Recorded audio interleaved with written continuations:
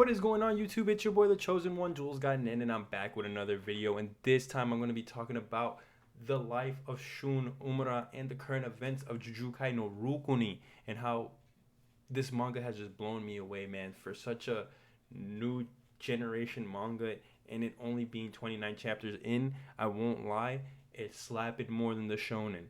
It's slapping more than the shonen. When when these chapters come out, man, I go crazy. Like, I'm reading it instantly. Like, of course, I love my Jujutsu Kaisen, my other manga. You feel me? Like, that be coming out and drop. But this one just always has me on my toes. You just never know with this one, and you never know how.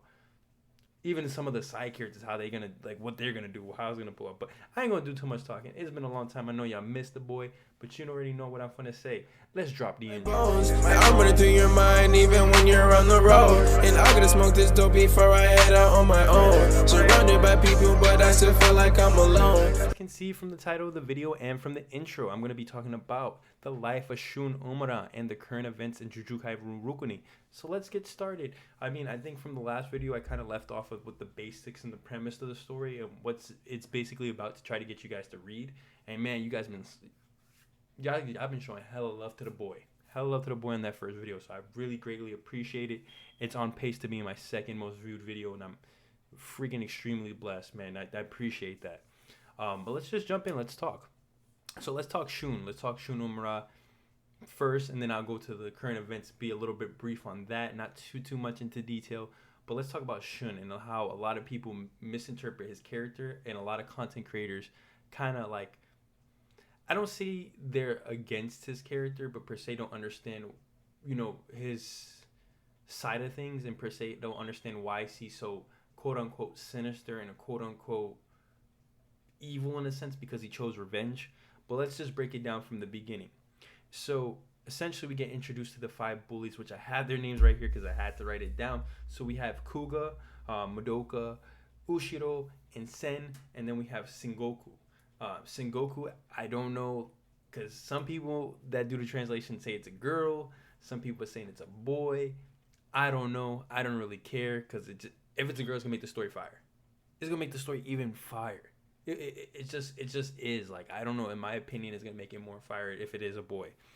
Not on no sexist or thing or anything like that. Just keeping it a stack, because a girl's leading all these, especially somebody like Kuga, who's so dominant and manly on the judo team and all these things, and he has the crazy scar on his face, and just to see a female antagonist lead a charge of boys, it's freaking amazing. Like, I don't lie, if that's the fact, if Sengoku is a girl, that's gonna be crazy. But let's get back on topic.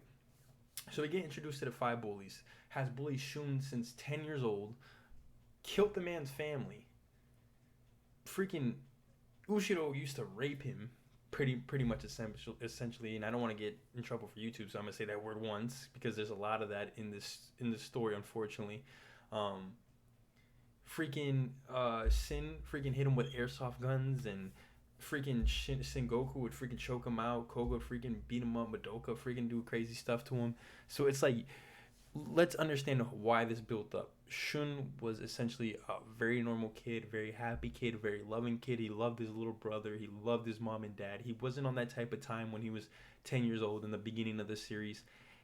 He was a good guy. He tried his best to be a good person and live a good life as he could as a 10-year-old. I mean, what much could he do against 5 people? I mean, against one person, understandable. But against 5 guys,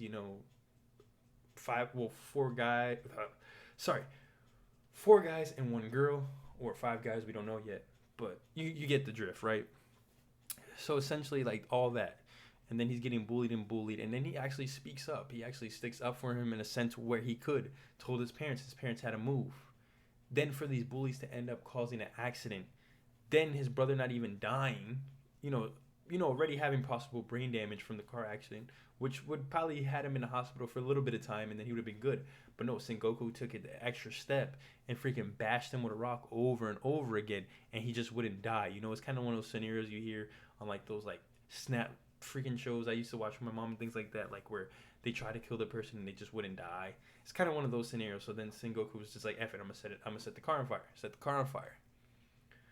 So we could go into a route and we could go into more deeper than if you want to go into it, because at the end of the day, the manga is gonna do unrealistic things that in real life per se wouldn't happen. But I'm gonna get to that. So he could have snitched. He could have told the detectives that they were the ones that killed his parents. They know that he killed their parents. They could trace the phone easily, all that stuff. Like, there was so much evidence to point there that it was them. But he was distraught. He was sad. He was upset. He didn't really know what to do. And in a sense, we don't really know how he felt at the time. It wasn't really dove into, and hopefully maybe towards the end, once it reaches its climax, we get a little bit more how he felt in that situation. But he was just depressed. He was sad. He didn't know what to do. He's 10 years old. Like, is he really going to go ahead and snitch? Because at the end of the day, he wasn't there too. He didn't really see his parents die. He know that they're the reason why. Of course, it's confirmed we know that, they're the reason why. But he's a kid. We got to put that into factor. What decisions is he really going to make at 10? But then I know what you're going to combat me with that. So we're going to get to that. So instead of living with his uncle from his dad's side, he ended up going to live with his grandfather, the one that everybody wanted him to stay away from. His mom, his dad, they just didn't want him near him because he was this murderous dude, Dexter type dude. They already knew to deal with him. I don't see him as a bad guy. I just see that he's an old head from the military times, and he was just trying to live his life as he pleased, like as he should. I mean, I don't see what was so bad about him. I mean, we'll get there, and we can argue that. But, he ends up going to live with his grandpa, and his grandpa tells him to, get something from the storage. And then Shun goes into the room. He sees his grandpa's old platoon picture, a nice, beautiful katana on display. He goes to grab the shotgun, and that's where everything turned to the revenge aspect of the story. Because he told his grandfather he wanted to kill them all. They all deserve to die. Like, they don't deserve to live, which I agree 100%. He killed his parents. They killed his parents for no reason, just because they're just fucking pieces of crap. They're just evil human beings. That's literally how I can put it with these 5 characters. They're just pure evil. They had no absolute reason to do that, at all. So his grandpa was like, "Yo, if you want to do this, you got to do this the right way." And also, his grandpa is not even evil like that, because he was saying, yeah, you can take revenge, but always make sure that they turn the new leaf, that they are better people, because you don't want to go and kill someone that has potentially felt so much sorrow for what they've done. And as well, people grow up, they're kids, they made terrible decisions, they made horrible decisions, but we'll get to them, because there's a life. So Shun gets trained up. His grandpa ends up training him. He's like, "Yo, I got you." Trained him up. Shun's a demon, different freaking animal. And then he starts high school. A couple years pass. He starts high school, and then we get to the detective that I'm gonna talk about a little bit later on. Still kind of like, I don't know what his motives are. I don't know if he's related to one of the boys or the girl or the whatever. You get my drift. I don't know if he's related to any of the bullies. We don't really know what's going on in that scenario, why he's so interested in Shun Umra's case. We don't know. We don't know at all. Once we get the story more, I'm pretty sure we'll get more elaboration on that. But, it goes to say he's interested. So there's a lot of key factors in here that kind of make the story so interesting. But let's still focus on Shun. So his motive of revenge is justified. I mean, I'm not going to say killing people and harming people is the way to go in everything life. But you guys tell me, if someone killed your whole family, what would you do? I know what I would do. I'm going to get revenge. I'd rather sit in jail or be dead or whatever it is than to let somebody in the street ride out while they kill my family, or let them be in jail. And the potential, like, how jail is nowadays, it's a freaking joke. People have TVs in there, food, crazy stuff. Get tapped in, you know what I mean? That's a possibility for them. So they could live a good life in jail while I'm out here suffering and, mourning my family. So, me personally, I agree with Shun wanting to take revenge, but I like the approach he starts with. So the first one on the list that he takes out, we get Sen. Sen is the first person that he decides to, go ahead and cap out. But Sen kind of like tries to become cool with him and everything like that at the beginning. So Shun was like, okay, maybe he can be a good guy because Sen, I'm my fault. Sen starts telling Shun like, yo, I regret what I did, this and this and that. You know, I hope we can be friends. They hang out. They have a whole day hanging out. And then dude really didn't change. He was diabolical. He freaking he's just freaking scum, man. Like he just was scum, and then it turned to find out he had Shun tied up. He even had Zuma tied up, things like that, crazy stuff like that. But you know, Shun is prepared for these things. Shun is prepared because he freaking snapped. He got out of the tied up, knocked Sin out. Sin woke up. Man's whole skin is carved. Oh, it's a demon stuff. Shun just starts popping him with an airsoft gun until he dies because he didn't want to hear none of that. Because at those moments when he kills Sin, Sin starts to just talk hella crap. You know what I'm saying? Say some just some stuff that just he shouldn't have said in that moment. Because I think Shun. I think Shun. I don't think he would have kept him alive. I think at that point Shun made up his mind, and you already know he skins them, puts their bones, burns everything, no trace of them. They're gone. Nobody knows. Nobody knows. So that's when things start to get a little interesting because in the middle, I'm going to start kind of diving in a little bit on the love interest, but I want to kind of focus more on Shun and his revenge aspect of things. So now that Sin has been missing for a while now, they're guessing he's dead, everything like that. So when they're guessing he's dead, a lot of them, the group of bullies, they get together. So you still have Ushiro, Kuga, Madoka, and Sengoku still, kicking it. Of course, Sengoku, that's gonna be the final, the final battle. I can't wait for that. You know what I'm saying? But I just keep it real with you. They all meet up. Sengoku kind of suspects it's Shun. I don't know why. I don't know how. Because at this point, it's just like a hunch. And then, not only that, the other boys are just like, it can't be possible, bro. Like, Shun, bro, really? Shun, bro? Because they don't know he trained. He's a whole different, like, I'm talking about, like, I'm going to get there. He's a whole different animal now.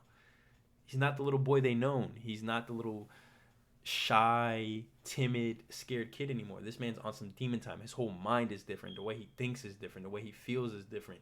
Everything is different about Shun. Like, he's literally not here to play games. He's not here to, like I said, play games. He's just not. It's either like you guys redeem yourself and you guys became good people, or I'm killing you. It's no in between. It's I give you that one chance. You effed up that one chance. You're dead. That's it. Finito. Goodbye. So, that goes, and they're just kind of like, everybody's like, all right, man. So, you bro, you're smoking, bro. You smoking. That man, nah. So then the detective kind of gets a little suspicious. He goes to Shun's grandpa's house and asks his questions, and, he's a little snarty, I would say, like, egotistical type of person. He kind of, like, pokes at Shun, kind of getting, trying to get him to say, but this is when things got a little interesting. Because he asks a question to Shun. He asks Shun, well, if somebody did kill your family, because at the end of the day, he still tells the detective this accident. He's like, if someone did kill your family, what would you have done? And he said, I'll kill them all. And a serious, in the art for this manga, I'm going to try to put some panels when I'm editing. The art from this manga is so gorgeous. Like, the mangaka for this manga is just a draws beautiful. I'm not gonna say he on Shueishida level, but he draws beautiful, bro. For this manga, he violates. He violates, and his black and whites are so. At the end of the video, I'm gonna say it right now, but then please read Juujika No Rokunin. Please read Juujika No. That's all I gotta say. So yeah, we get that. So the detective goes about his business, and even like his partner is just like, bro, why are you so interested in a case that happened dumb years ago? The kid already told you what he told you. And he was just like, one of those guys that kind of like, I gotta say who he reminds me of. from an anime that kind of was like not similar, but like he's like a similar of a character. I'm trying to think who he would be. He's like an L, but not as cool as L, if that makes sense. Like he's like an L. He's kind of like he kind of guesses it's Shun, but he can't put the pinpoint the evidence to Shun because there's no trace. Like I'm saying, Shun calculates these things. It's not like he goes and just kills these dudes and he's just doing it reckless. No, this man's calculating. He calculates. He he gets up on them. You know what I mean? He really knows. So then he gets his second victim, Ushiro. Ushiro is freaking scum. You thought Sin was some scum? Ushiro is some scum. He freaking runs a freaking drug ring and a sex ring and treats girls like freaking garbage. And then this is where I wanted to throw it in there because I wanted to go in the pacing because we're talking about Shun, in particular, and a lot of the events that has happened in the manga so far. So, I mean, a while back already, we get introduced to Azuma. And she is technically the quote-unquote first love interest of Shun. She is fascinated by Shun because she finds him very attractive. She finds him very mysterious and wants to know more about him, which causes her to have feelings for him. And then she plays a very important role in the story because she was real quick before I get sidetracked. Just to throw this out there, she was walking home. A random guy, none of the bullies, tries to rape her. Shun comes through, cleans her up, and I believe Shun was in the woods at the time, and I don't believe he had killed anyone yet. I don't know what he was doing in there, per se, but he told her to, because she was following him. That's what happened. My fault. She was following him, and that's what happened. Because he was going into the woods, she was following him, and he told her like straight up. He's like, "Yo, like, stop following me. Stop thinking about me. Just forget about me. Simple." And she was just like, "Why?" Like, because I mean, he's not gonna tell her like, "Yo, these people killed my family. Now I'm on a hit list." But we'll get there. So when the first kill, that's why I was kind of confusing myself. But when the first kill is, she ends up, I don't think she sees what he does, but she ends up finding out. So he gives her two options. Like he's like, "Bro, either you shut up and help me, not like help him do the kills, but like help him, as in a sense like not to be a rat, or you die right now." He gave her two options. Either you're gonna shut your mouth, do as I say, or you're gonna die. Obviously chose to live. But then let's go back to the second bully. So Azuma ends up going to work for him, and I don't know why. It's just she's a very interesting character because she puts herself in these situations that I don't per se understand why. But hey, it's not you know what I mean. It's not my business. It is what it is. So basically, Ushiro kind of like knows now, like they kind of like. He is one of them that feels it. Like, all of them kind of start to feel it, but he starts to feel it. He's like, "Yo, Ushiro." No, I'm sorry. If Shun gonna pull up on me, he gonna pull up on me. It is what it is. You know what I'm saying? I'm gonna do what I gotta do. So, Azuma was almost gonna get killed by Ushiro, but somebody walked in because she was like, she wanted to quit. And then he did this to another girl. The same girl, another girl did it, but he just bit her tongue. I don't know. He's just a piece of crap. He's just a piece of crap human being. And not only that, he has a freaking girl that he quote unquote dates, locked away in some freaking hotel room somewhere, freaking eating freaking chip and dip and shit, tied to a freaking ball and chain.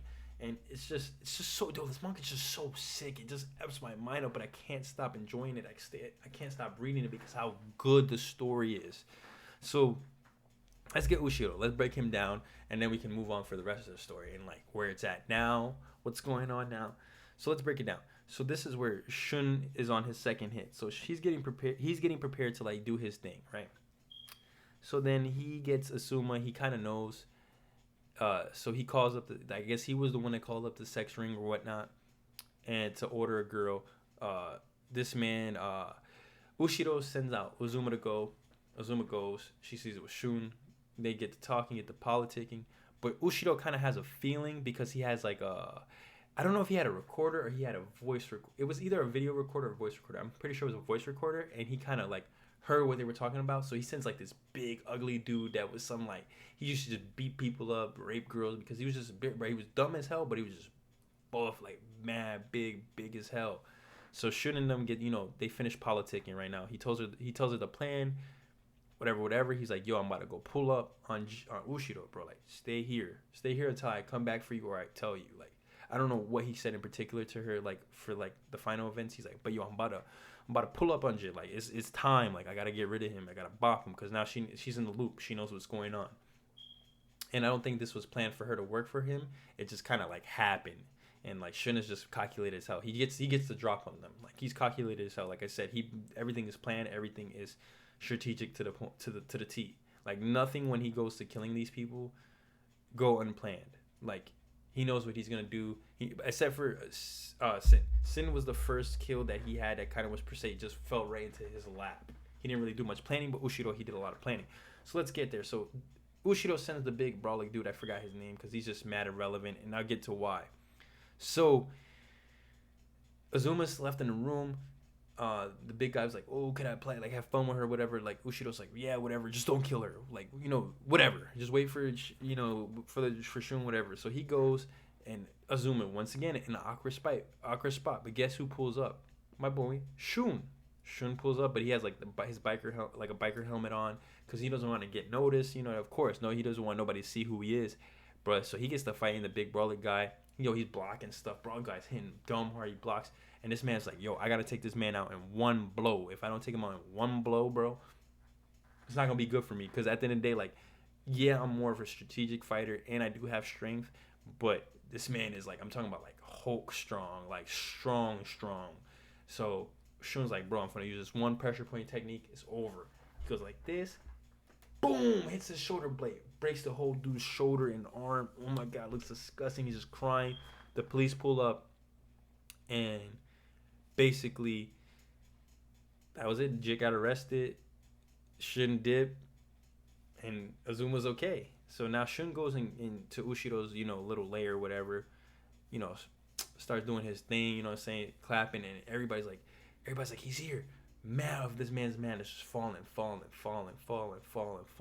Shun finally pulls up on him, does his thing. And Shun doesn't kill them right away. He knocks them out and then kills them. So now Shun has him tied up in the same apartment that Ushio, I forgot her name, Ushio had the girl tied up in, the one from his school that he was supposedly quote unquote dating. So Shun's just talking his ish, and then Ushido's just talking hella crap. He's like blah blah blah blah blah, just in that man's ear. So then the girl pulls in, bruh, and they use the torture tool from like I guess England from like 19th century, where the way they torture it was it's this like this like the size of it's like not the size of a pen, maybe a little bit bigger, and you stick it in. It was for torture.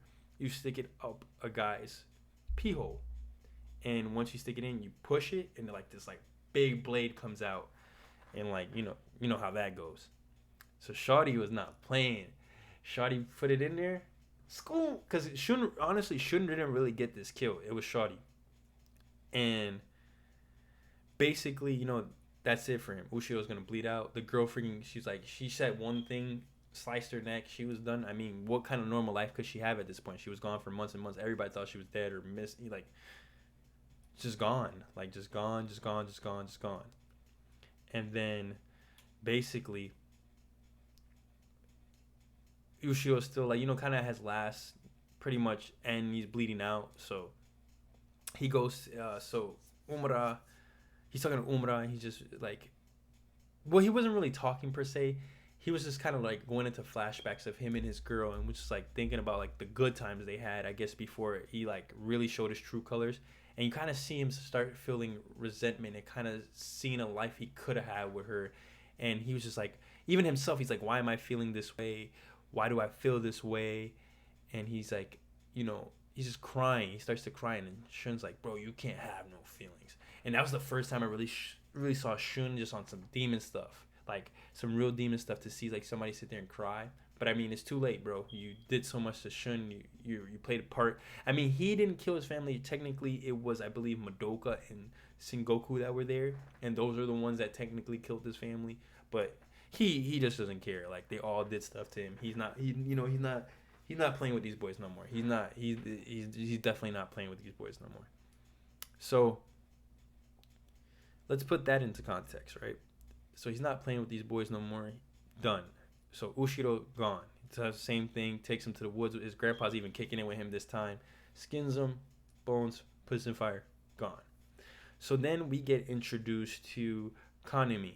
Kanemi is his second love interest. She's from Shun's past, and actually, this is where the bullying started. So the bullies used to bully Kaname at first. Then Shun stuck up for her, and then the bullies took their focus onto Shun, and that's what really happened. So she remembers that. She's like, "Yo, I haven't seen you since grade school. Like, what's going on?" And then she has a brother. I didn't really care to get his name because he is relevant, but then at the same time, not very relevant. But Kaname shows a heavily strong interest in Shun. It's very open. It's very out there. It's not like Azuma's love for Shun. I mean, and I'm not gonna lie. I believe Azuma and Shun kissed already, but Shun, like, I don't know if he likes her per se. I want to say he kind of does have a liking to her, but he doesn't want a relationship because of what he's been through, and what he's going through, and what he's doing. So he wants to prevent people from getting involved into his BS.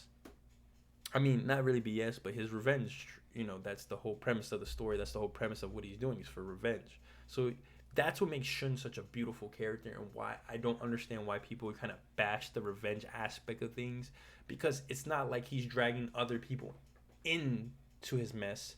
He's trying to prevent that. He wants to be alone. He doesn't really talk to much people. He doesn't really have friends. He doesn't really kick it or hang out with other people. He really just goes to school and go home and plot on these dudes, plot on these boys. You know what I mean? And girl, possibly.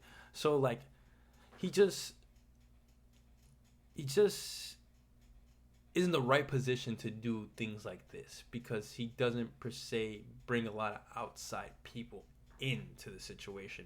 But Kaname is probably one of those first people really inside the situation, because they have more meetings with the bullies. And Madoka was just telling Sengoku and them, he's like, "Bro, after you showed up," he's like, "Bro, I want the drop on Jit. I want to get cracking," because he's scared now. I'm not gonna lie, Madoka's scared. That's why he's trying to take a lot of pre-step action. So he pretty much wants to beat Shun to it. So let me go back to Kaname, and then we'll go back to Madoka and Shun, because this is where the manga's at right now, with the Shun Madoka versus. So Kaname and her brother pull up to school. They end up, I don't know if they join later on or they've been there this whole time. I don't know. They just got introduced, not too long ago. So basically, my fault. I gotta tighten this real quick because this is dropping. But yeah, so Shun. So yeah. Kaname and her brother, they pull up to the school. They see Shun. They're like, "Yo, Shun, it's been mad long. Like, since grade school, like I stated before." She shows heavy interest into it. Even her brother's like, "Yo, she feels you, bro. Like, what's up?" And basically, Shun does like her a lot. I think he personally likes her more than Azuma, but I don't know, because Shun's main focus isn't love right now. Shun's main focus is taking revenge on the people that killed his family. I'm sorry I said that like 50 times in this video, but it's kind of key to stress. I have to stress this. But yeah, so he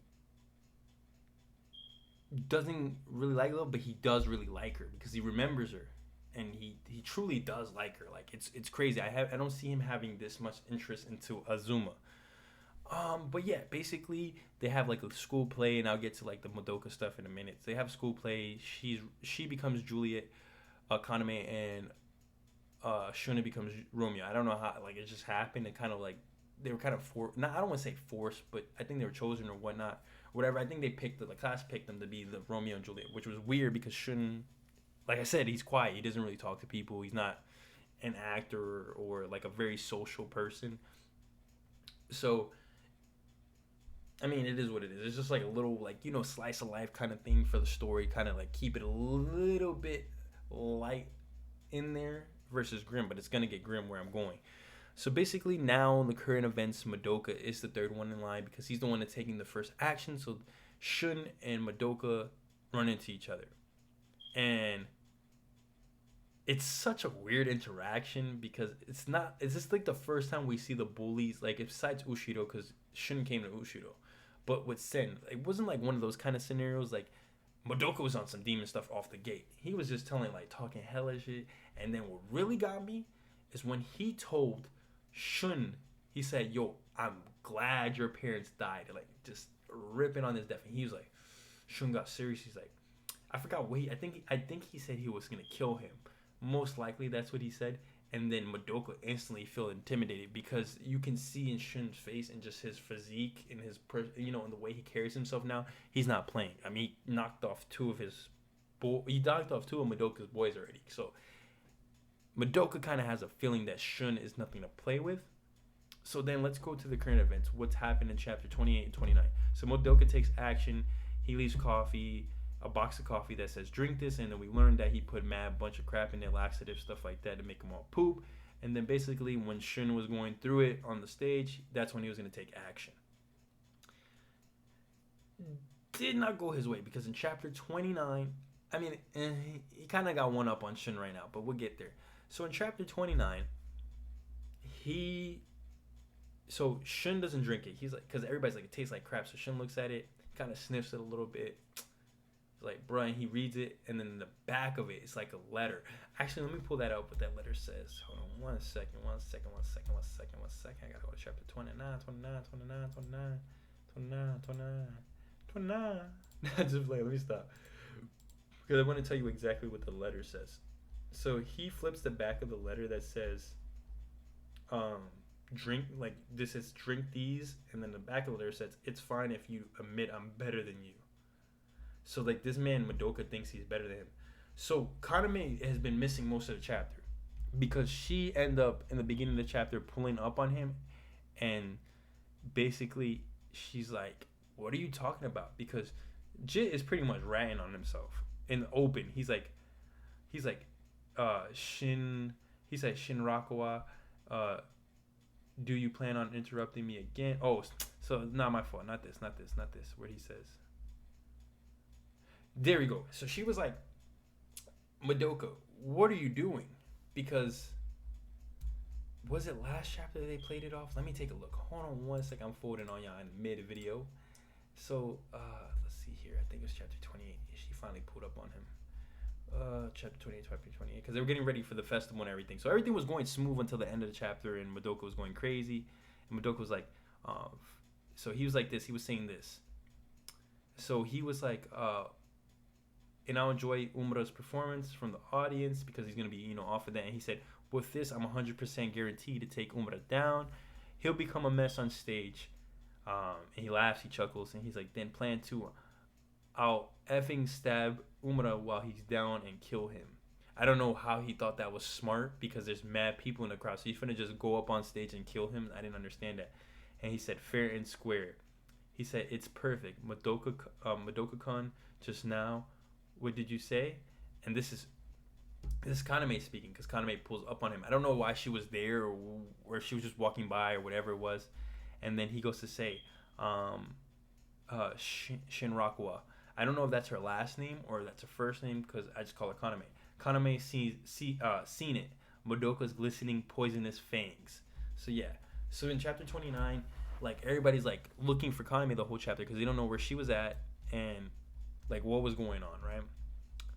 So Shun, after reading that letter where he said you can admit, like, when this man Madoka was like in the back of the letter where it said drink these, he was like, it's fine if you admit I'm better than you. So Shun is automatically like in distraught. He's like, no way. He's like, and then you get like a little snippet of Kaname's brother, and he's running. Shun's just running. He's like, I didn't notice. He said, I didn't expect me to be a target. Could Shin Rakuwa son already? So talking about Kaname. When the school festival is over, I want your answer. So basically, she gave him an ultimatum at the end. It's like she wanted his answer, like if they can be down. Like she likes him. She wants to be Shun's girl. Like that's what she wants. Like she wants him. And I believe Shun was gonna say yes for a fact. So he's like just screaming shit. He's like, I need to make it in time. And he just keeps on saying that I need to make it in time. And then he sees Kaname. He's like, I made it in time. So he's sweating and everything. He's running. He's kind of like relief in a sense, but he can still see he's distraught. And then she goes, Umura-kan, what a relief. Umura-kan, that's Kaname talking. And he says, what a relief. Are you okay? And he's like sweating. Now he's looking. And she says, stay back. And it looks like, and she's like, don't come over here. So Shun immediately pukes. Like, he throws up in the sight of disaster. So basically, that's what the chapter says.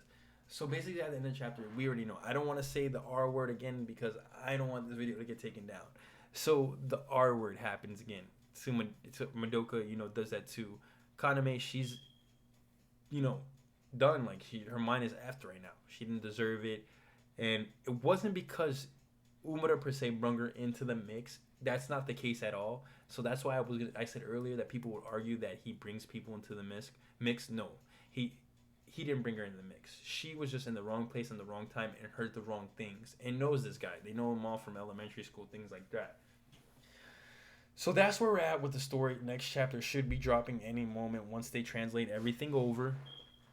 And, more. So I just want to give a little update on Juujika No Rokunin and how I really feel about the story and how I feel about Shun. Shun is 100% right. Revenge was the only way. These people are freaking pure evil. Sengoku's not slowing up. Kuga don't give 2 Fs. I can't wait to see that fight. Kuga versus Shin. That's gonna be Shun's really first real challenge next to Sengoku, because the rest of the group was kind of like, I want to say Ushiro was a wimp, but he wasn't hanging with Umura. But Kuga's a different story. He's judo.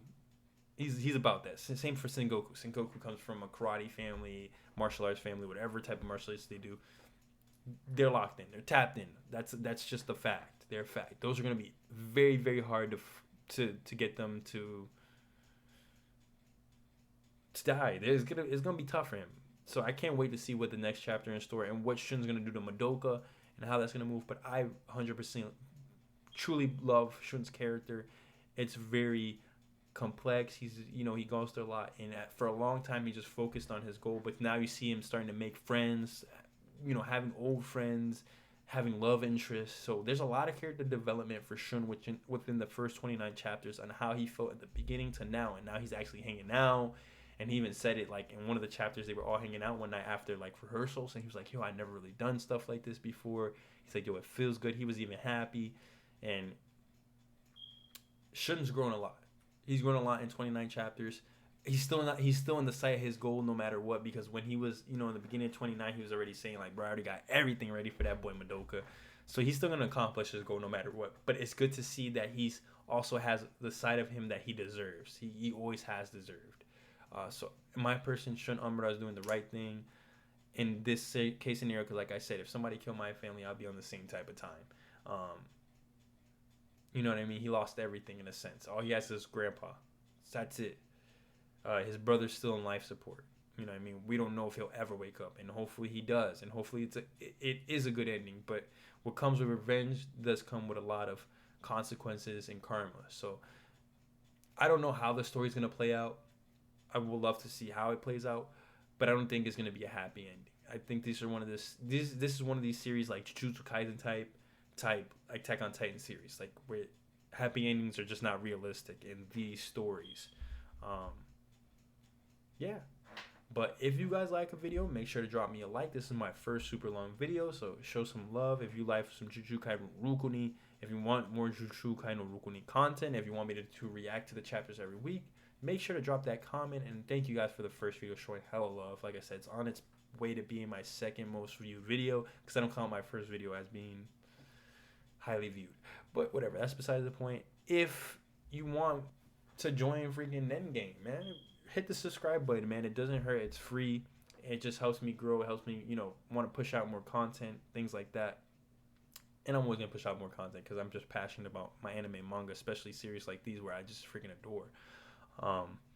And not only that, man, if you want to know when I'm dropping my next video, make sure to hit that bell button for all notifications. But with that being said, you already know what I'm going to say.